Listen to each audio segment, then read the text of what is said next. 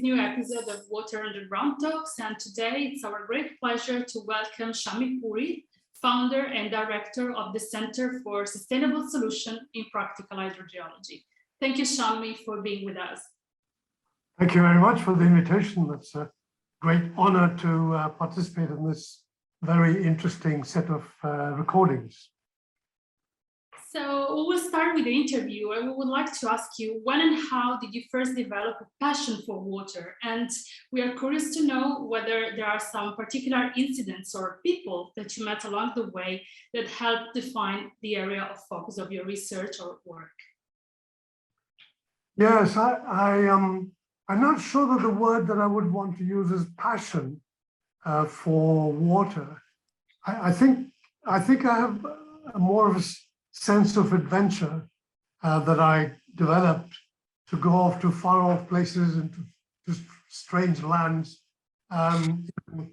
tropical forests and deserts, and that's the sort of thing that I wanted to do because as a schoolboy, my father, who was a forest ecologist, used to take us on his field surveys when he was doing the botanical surveys in the jungles of India. And so we spent 3 months, up to 3 months in most years, basically in the jungle, camping from one camp to the other one.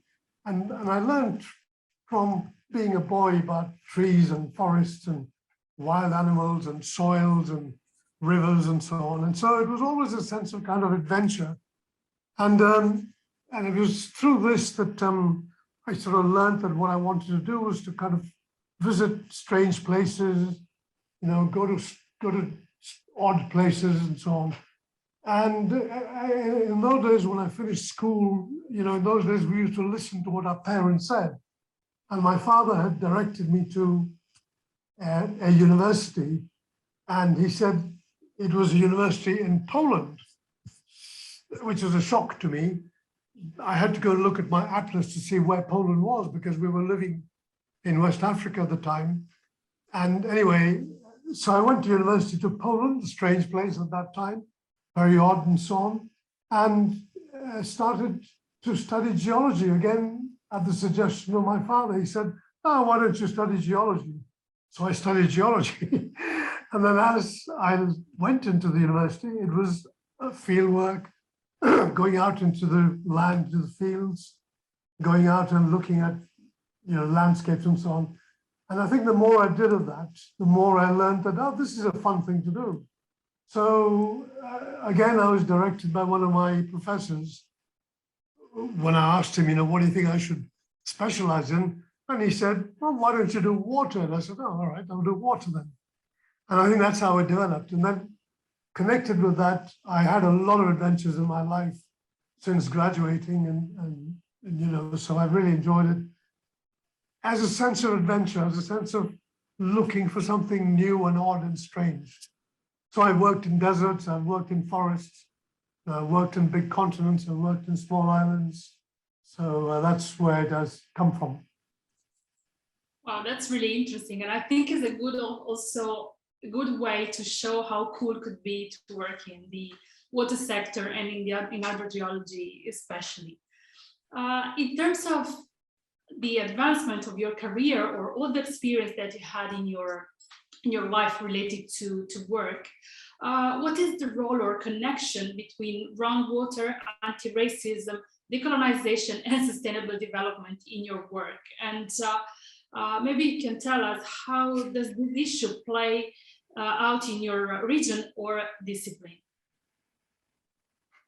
Yeah, that's a very interesting kind of question to put to hydrogeologists, because we don't, I think we don't often think about the relationship between our science and, for example, anti-racism, decolonization. But I think if we think a little bit more deeply about it, there is a connection, particularly if you're looking at the utilization of groundwater. Who, on the whole, in the world is totally reliant on groundwater? And the answer is poor people. generally it's the very poor people who need to have a well or a source of water in order to have their livelihoods. So if you think along those lines, you see that the poor people are dependent on the source, but don't necessarily understand it. I mean, you know, they will go to a spring or they will dig a well in the riverbed and try and live on it, but don't understand how it all works. And so there is a connection, and we, I think, don't sufficiently often consider that in our day-to-day activities.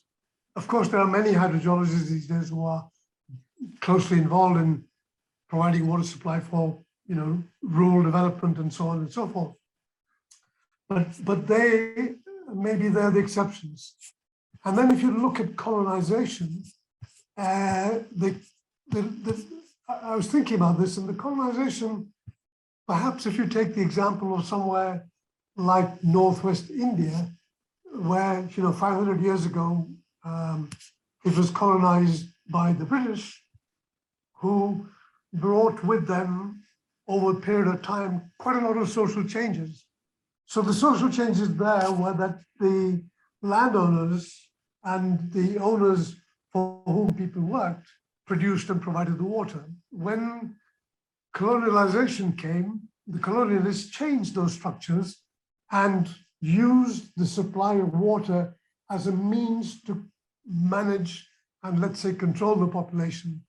So that if you were responsive to the colonization's requirements, you received the water and you received the canal water and you received the support from the person who was acting on behalf of the colonialists to supply this water. So then the poor people who were dependent indirectly on the colonialists, because the intermediary, who was maybe one of their own people, but had transformed itself into a controller. And that social structure is kind of still present in many regions of the world. So, for example, irrigation in many regions is controlled by the person who has the control of the supply of water. Sometimes it's government, but the government doesn't always act in the interest of the poorest, although they try to, because there's an intermediary, and that's a colonial structure. So I think that's something that I've faced in several places where we've gone in and gone in with the purpose of improving water resource management, but realized that actually it's not necessarily water resource management, it's the legacy of the way our civilization has developed. So there's a link over there. And the other angle, that is current day angle, is the impact of globalization. So multinational organizations these days, with head offices in Berlin or head offices in Geneva, are able to change the way somebody in a far-off country operates his production. So, you know, if they own cocoa fields or if they own wheat fields, they will control the way that the farmer has to operate his land. Today, for example, in Ukraine, I was surprised that in Ukraine, the wheat growing is controlled by a multinational organization, a multinational company. And, you know, now there's a lot of instability in Ukraine for reasons that we know about. But interesting that the wheat growth over there, the wheat planting, is dependent on a organization which owns the wheat growing systems outside Ukraine. So that's a very interesting area to think about. Thank you. Thank you for sharing your point of view. And I think you touched many aspects that it's really important to start thinking of, especially in terms of future development in the water sector. In terms of your personal experience, how do you think your personality or personal interests strengthen you as a scientist? I think it's probably a trait which can be positive and negative. It's kind of I think it's persistency. I have a characteristic of being persistent in something that I believe in. It may be it may be wrong. Sometimes it is, but I kind of have this. I kind of have this trait that I would not say obstinate, although it comes close to it, but maybe persistent. If I think there's a way of solving something, I continue to try to fix it and don't leave it until it's fixed. I mean, I often get things like, mobile phone's not working. What do you mean it's not working? It's going to work. It isn't working. No, it's going to work. So I go and fiddle with it and play around with it and change the batteries and do this and do that, do the other. And I have about 7 or 8 of these old mobile phones and tablets, which I had, and I bought a new one because I needed to update it. But after continuing to fiddle with them, I got them all working. I mean, they stopped working, and I was persistent in trying to fix them, and all of a sudden they're working. So I think that persistency works in this sort of way for me. And I think it's that same trait in saying, hang on, the resources in this aquifer are so much. That is it. There are so much and they're not anymore. Come on, that is the resource. And the way to explore it is by drilling, 10 boreholes. And I'm persistent. Those 10 boreholes have got to be drilled, et cetera, et cetera.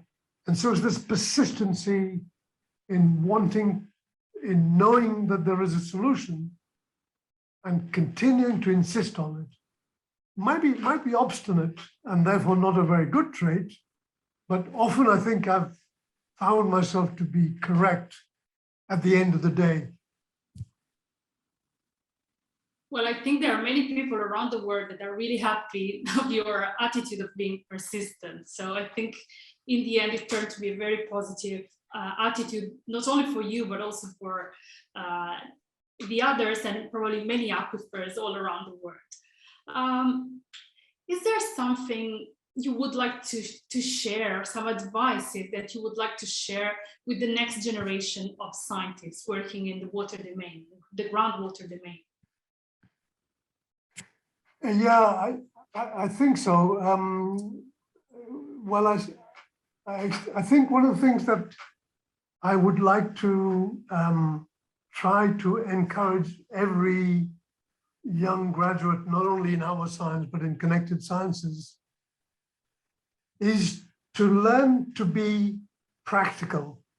So take your science and turn it into practical application on the ground as soon as possible. So, and I think this is something I probably encourage you as well, Viviana, because I think we met about 15 years ago, was it, in some international conference, and I think I still have the memory of saying to you at the time when you said, well, what should I be doing? I encouraged you to do hydrogeology, I think. But I also encouraged you to do the study, but then to apply it. And I think you've done that.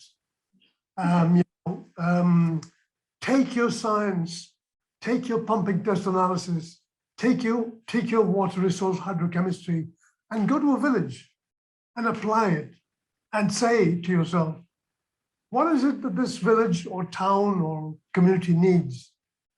Oh, they need a good livelihood. How can they get a good livelihood? Well, they can grow crops. Well, how can the crops survive? Well, in the drought, they need water. So how can I get them this water so that they will have a livelihood? So what have I done there?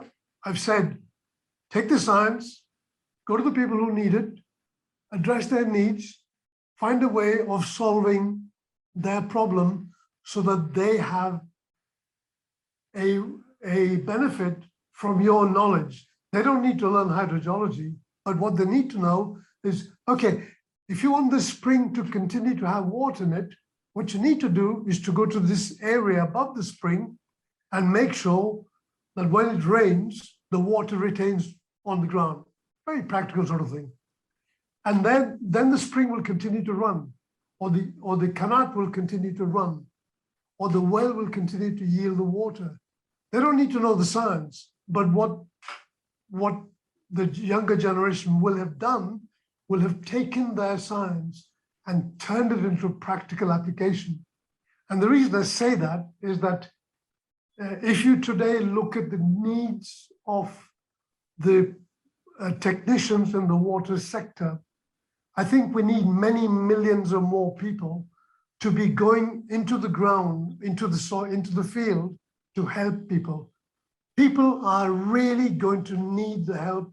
This climate change, all this sort of business coming along, they're going to need practical solutions. And today, Africa, Latin America, Asia, maybe even many parts of Europe, the people who need the help are not getting the practical solutions on the ground, practical solutions. So this is my plea to all the young generation.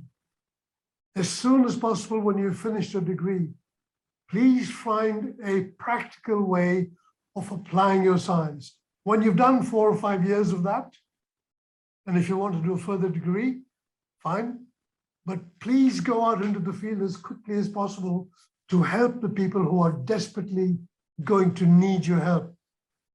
And that's really, really important.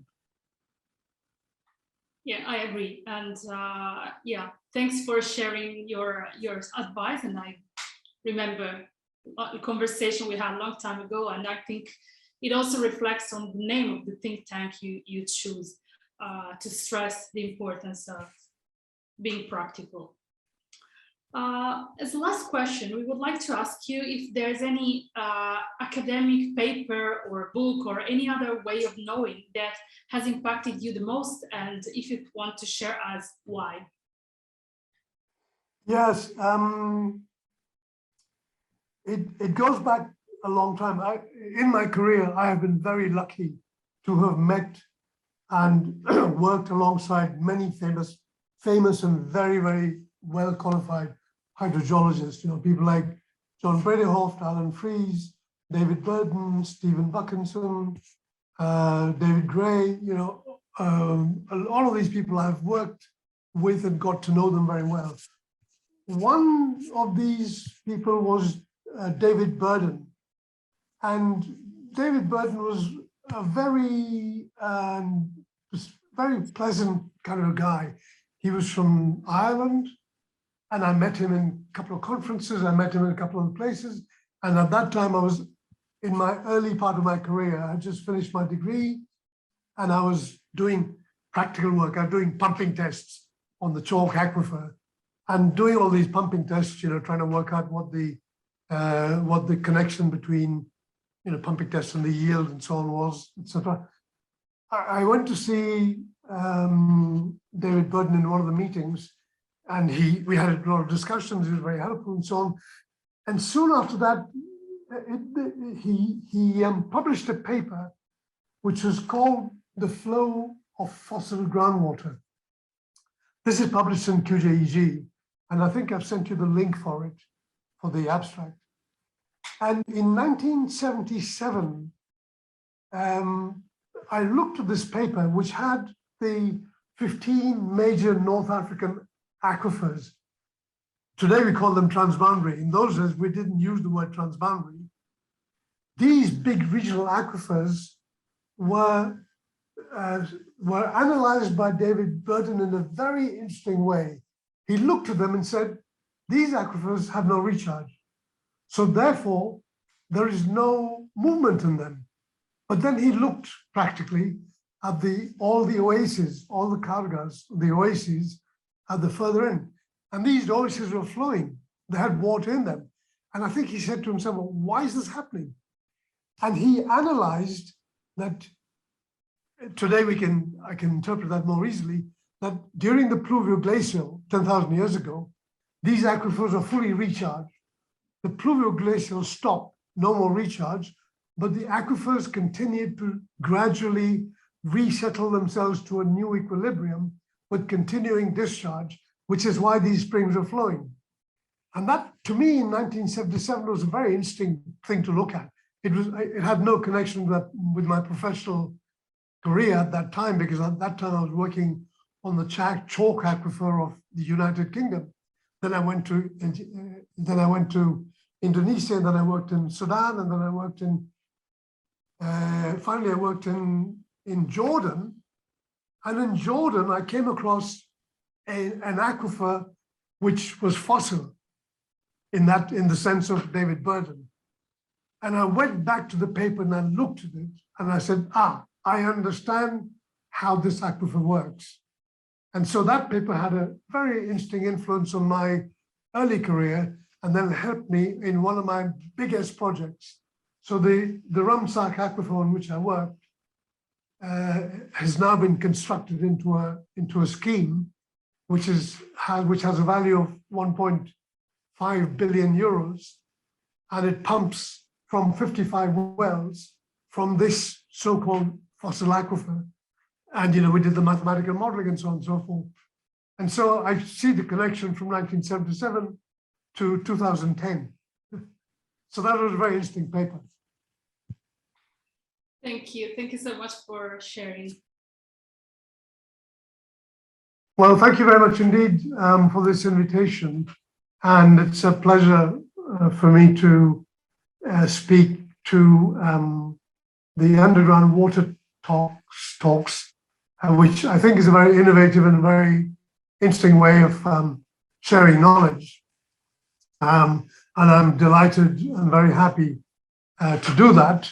And perhaps maybe some of you do not know, I've set up a think tank. The title of the think tank is the Center for Sustainable Solutions in Practical Hydrogeology. And the purpose of that think tank is to share knowledge and to make it available to anybody who's interested. So when I thought about what it is that I would speak to you about, I thought I would talk about the following. I would say that the aquifers of the world are cradles of rivers. And so the question is, so why do we not rock them? The inspiration for this comes from a little lullaby. Some of you may have heard. It says, "Rockabye baby on the treetop. When the wind blows the cradle will rock. When the bough breaks, the cradle will fall. Down will come baby, cradle and all." So what does that mean? What I'm going to do is I'm going to talk to you about what I mean by this cradle in the context of an aquifer. I'll talk about the structure and the evolution of these cradles. And I will talk about the mutual interrelationship between the rivers and the alluvials, which are the cradles. And I'll explain that in a minute. And I would like to point out that there are big rivers and small cradles, rivers with small alluvial beds beneath them, and then rivers with huge alluvial basins beneath them, which support a lot of resources. And then what do I mean by rocking the cradle? You rock a cradle to make the baby go to sleep. And if you don't rock the cradle, the baby will scream. Can we apply that to an aquifer? Can we look after the aquifer so it doesn't scream? And then these cradles, as I call them, are also cradles of civilization. Many big civilizations, many major civilizations developed on alluvial basins, on alluvial plains of big rivers. Although those populations may not have known about it, they were sitting on the treasury of aquifers underneath them, because that's where they drew their wells from, and that brought about livelihoods of the humanity. And then at the end of it all, what I'd like to stress is what I'm looking at over here is conjunctive use. It's conjunctive use by another name. Make use of the river water and the storage in the aquifers below them. That is really important, and I think that needs a lot of attention today. So, most rivers around the world are on a bed of alluvium. Everybody knows that. Here's some examples from satellite pictures. And this is an example from the river Niger in Mali on the top left. Below that is the Okavango, and on the right of that is the river Beni from Bolivia. And if you look at the little diagram on the right, you will see what it is I'm talking about. Every geologist and hydrogeologist will be familiar with this drawing. As a river, the dynamics of these rivers are what creates the alluvials beneath them. Sometimes the alluvials are big and thick, and they have very high transmissivity because they're made of very coarse materials. Other times they're not. But in any case, almost every one of them contains usually an important and a good aquifer. So this is the bed of an alluvium, and I'm calling it a cradle of a river. So these beds are the cradles below which they provide much of the base flow. Again, everybody probably knows what I mean by base flow. Base flow is the flow in the river that occurs at the time when the surface runoff has finished. So on the left, you see a cross-section of a typical alluvial bed, and in it there's a river. I'm sure that everybody's seen these. This appears to be a relatively highly transmissive aquifer, if you like. And as you can see, as the water table drops, the flow in the river will decline. But of course, the floodplain will be fully flooded at times of high flow. And when the surface runoff is finished, the contribution to the flow in the river is coming directly from the aquifer.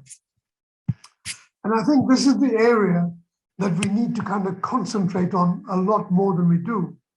And on the right-hand side is another picture, and this demonstrates what sort of activities we could carry out on the floodplain. In other words, on the surface of this area, under which there is usually a very large amount of water available in storage, which can be utilized, and of course at the present time is being utilized, because many of the major agricultural demands around the world are taken from these alluvials. So you can think of the Mekong River and the alluvial floodplains.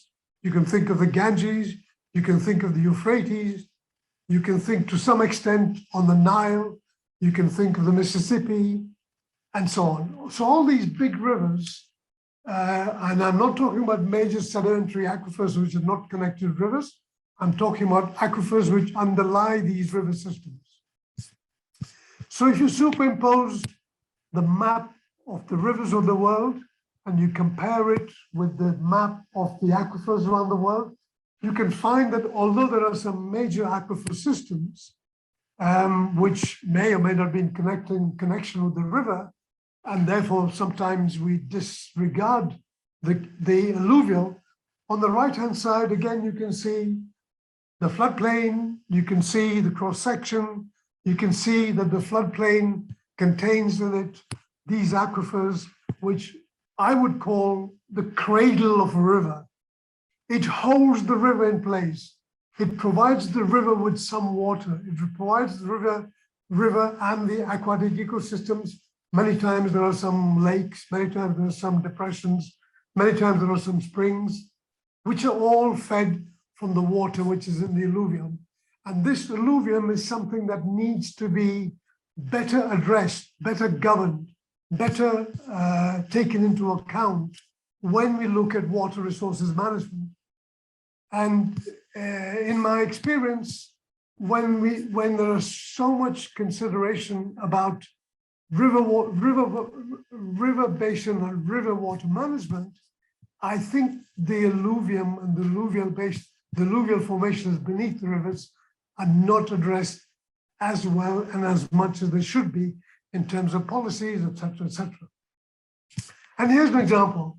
So taking the Indus Basin, the Endogenic Plane, we find that in the Endogenic Plane, 15 to 20 million wells draw almost 200 cubic kilometers of water, huge amount of water. The volume in total that is stored in this alluvial aquifer is equivalent to about 30,000 cubic kilometers, 30,000 cubic kilometers, which is 20 times the flow of all the rivers in the region, the Indus, the Ganges, and the Brahmaputra. And this system supports a population of nearly 500 million. And we can also look at the Niger Basin. Certainly the Niger River, which flows through a very interesting region of having major replenishment in the equatorial part, where there's high rainfall, swinging north into the very dry part, and then swinging back into the equatorial part. So this is a river system in which all its alluvial plains could be used to provide the water that we really need in the areas where the surface water declines and rises. We all know that in the in the flood, in the high flow seasons, in the rainfall seasons, the river Niger floods, replenishes the alluvial aquifers, but we don't pay enough attention to it. I think we need to have a much more focused approach at how to look at the cradles of these rivers. And what do we mean by that? Let's look at that. Let's look at the hydrogeology of this. And so here on the left-hand side, we look at it in more detail. We can see that there's a river. If you place a borehole next to it, you can understand the dynamics. If you draw water from the borehole, the well will produce water from the water held in storage. And once the storage has been utilized, the flow would come from the river. And you could continue to draw water from this, drawing down the water in the river, which will have a consequence of the water in the river. But we understand the dynamics of it. We have to also recognize that what this does is it provides an opportunity for filtration of the water which is coming from the river to the well. This might be a good thing in points in places where the river quality is not so good.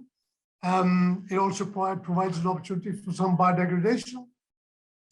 It also, something that we need to understand is the in-stream bioaccumulation and the biodegradation that might take place on the river beds. And that's something we need to take into account if we're going to see how to utilize the water in the aquifer, which is in storage, plus the water which is in the river, which you may or may not wish to draw down. You would want to draw this down so that you can manage the coupled river and the aquifer. And you can see an example of that on the right-hand side. So on the right-hand side, this is a picture taken in the USGS, in which they've started doing what is called aquifer storage and recovery. So this is a perfect kind of reservoir which enhances the storage properties of the system, not just in a surface system, because in a surface dam, in many regions of the world, you lose a lot by evapotranspiration. You have a lot of problems of water in the dams. So why not store it underground? In order to store it underground, you need to create the depression in the aquifer so that at the times of rainfall, at the times of high flows, you can replenish this potential source, and have a reservoir in which there's very little or no evapotranspiration, and you can utilize it for the purposes of whatever it is you want to do. And we can do some analysis on this. We can look at the base flow analysis of many rivers. So we know that if we look at the river flow hydrograph, you can do an analysis of the river flow hydrograph, and we can see that the green part of the graph on the left is water that is drawn into the stream by base flow meaning the discharge from the aquifer. And that is the bit that we want to manage, coupled with what is happening on the surface. So at times of high flows, you will want to use the river water. You will want to also make sure that some of that river water is available to replenish the aquifer. And the green part is where you would draw it, and you would remove some of the base flow at the times of big demand, so that at the times of availability of rainfalls, you could allow replenishment to take place.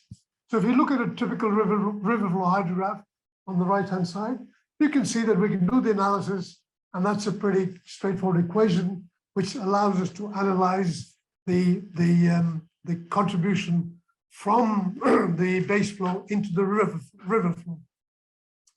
And it's worth noting that almost 30% of the base flow of most rivers in the world is drawn from an aquifer that cradles it.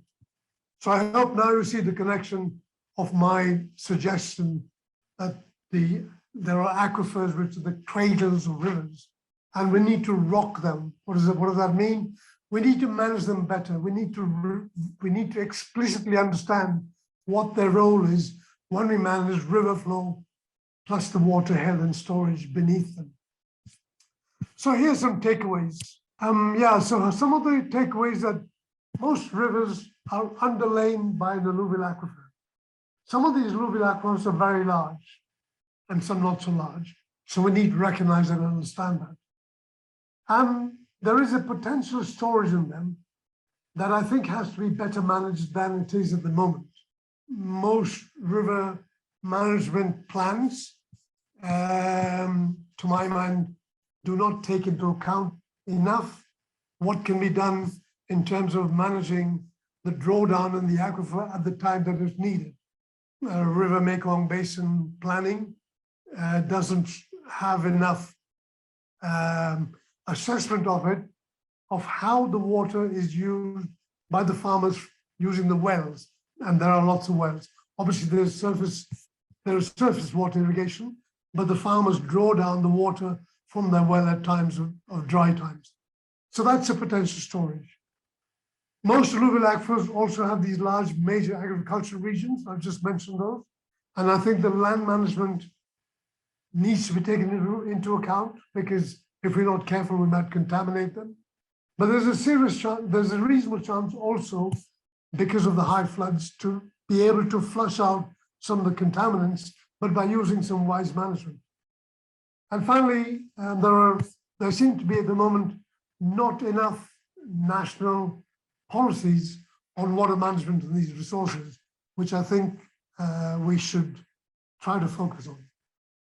So that is my kind of approach. It's a bit unconventional, I think, that aquifers are cradles of rivers, and we need to rock them to make sure that our rivers don't decline, and to make sure that our aquifers continue to support the rivers, and of course, more importantly, the population that relies on this water for their livelihoods. Thank you very much. So thank you very much, Shammy, for sharing this interesting approach and new perspectives. And I think it will raise a lot of questions and new insights also for the future generation of water scientists and practitioners. So thank you very much. Okay, thank you indeed for inviting me, and I hope this was useful for the audience, and I look forward to hearing any feedback that you might get. Thank you. Thank you.